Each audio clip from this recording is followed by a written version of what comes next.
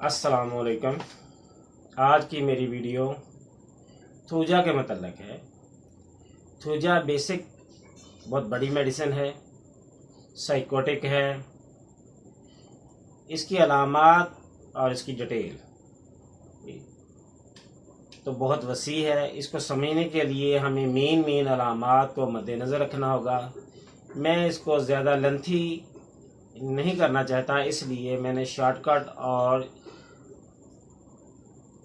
आसान अल्फाज में बयान करने की कोशिश की है। इसकी मेन हिस्ट्री जिल्द, मैदा, बाल, रसौलियाँ, जल्दी अमराज, वैक्सीन के अमराज, वैक्सीन लगने के बाद जो साइड इफ़ेक्ट आ जाते हैं कुछ लोगों पर, उनके लिए ये बेस्ट है। इसको समझने के लिए सबसे पहले हम इसकी मेन हालत को समझते हैं। इसकी मेन हालत के अंदर थूजा के अंदर मेन चीज़ जो पाई जाती है मोके हैं। मोके, मस्से, वाट्स।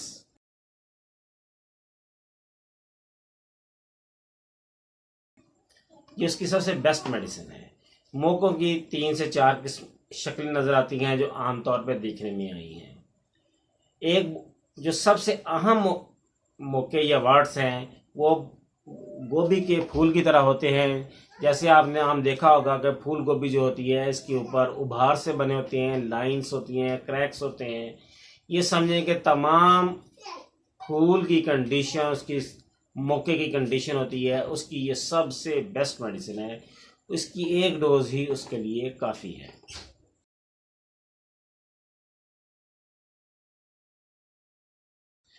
इसके बाद मुक्के आते हैं दूसरी किस्म के जो कि लोथड़े होते हैं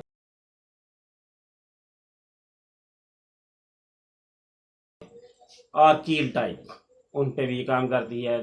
नंबर 2, जिल्द के ऊपर गिल्टियाँ यानी रसौलियाँ।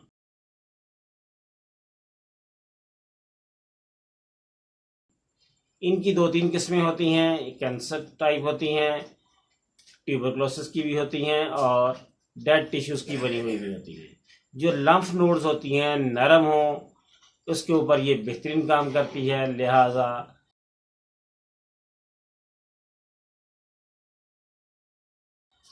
आप उसके ऊपर भी इसको इस्तेमाल कर सकते हैं। मुझे बात करते करते एक दोस्त की हिस्ट्री याद आई कि आज से कोई 6-7 साल पहले की बात होगी कि मेरा एक दोस्त मेरे पास बैठा हुआ, उसके चेहरे के ऊपर एक दाना, ना ज़्यादा सख्त ना ज़्यादा नरम, छोटा सा मटर के दाने से थोड़ा सा बड़ा या चने का दाना कह लें, आँख के नीचे था। उसने मुझे कहा यार ये ख़त्म नहीं होता, ये मेरा पैदाइशी है। तो मैंने उसको थूजा लगाने के लिए दी और उसके साथ उसका वो दाना कुछ दिन के बाद वो पक गया, उसमें पस बनी और उससे पस निकली तो वो ख़त्म हो चुका था और उसकी स्किन ऐसे साफ़ हुई जैसे कभी था ही नहीं। बल्कि उसका वो पैदाइशी निशान जो उसने शनाख्ती कार्ड पे लिखवाया हुआ था वो भी ख़त्म हो गया।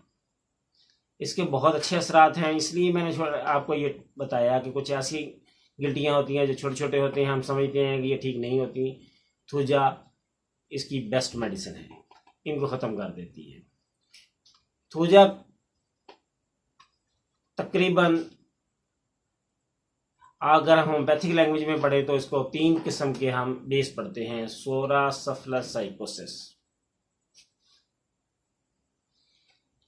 बेस जिनमें इस्तेमाल होते हैं, यानी कि हम जब भी पेशेंट को देखते हैं तो हम उसको 3 कैटेगरी से डिफरेंट करते हैं।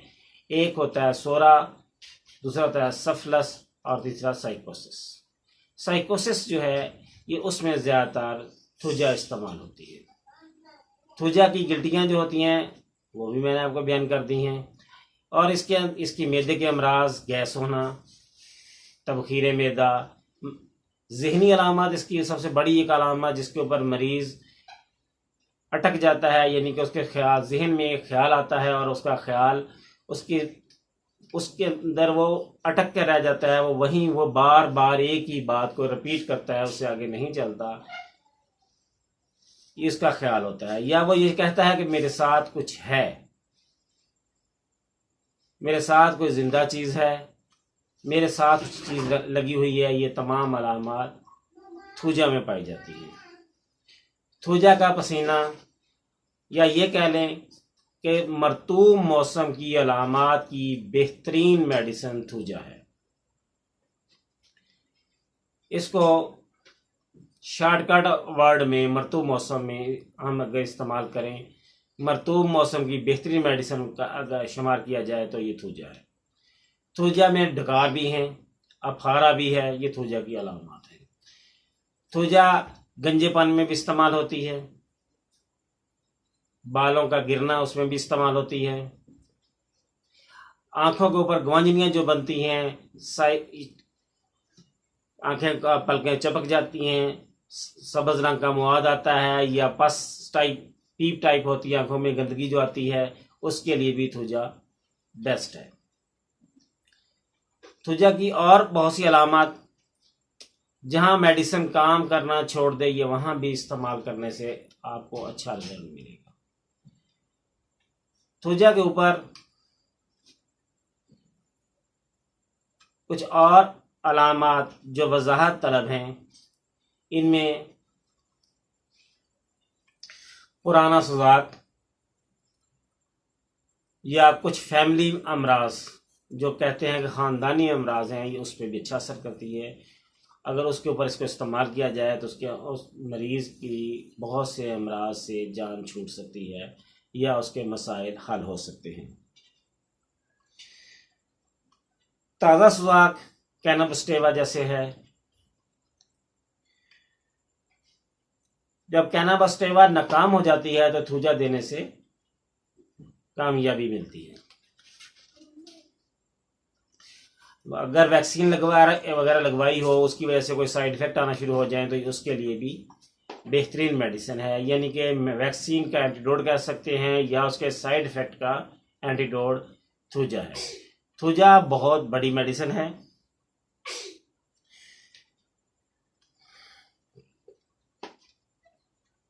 सांप के कांटे पे भी थूजा का असर देखा गया है। बवासीरी मस्से, बवासीर खूनी जो होती है उसमें भी ये काम करती है, या एनएस के इर्द गिर्द जो मस्से बन जाते हैं, उस जो बार बार हो जाते हैं, उनके लिए भी अच्छी मेडिसिन है। या फीमेल ऑर्गन्स के इर्द गिर्द जो मस्से बने होते हैं, मेल जेनिटल्स, मेल के अज़ा के इर्द गिर्द मस्से बन जाते हैं, ये उसकी बहुत अच्छी मेडिसिन है। चीचक के जहर को ख़त्म करने के लिए ये सबसे अच्छा काम करती है।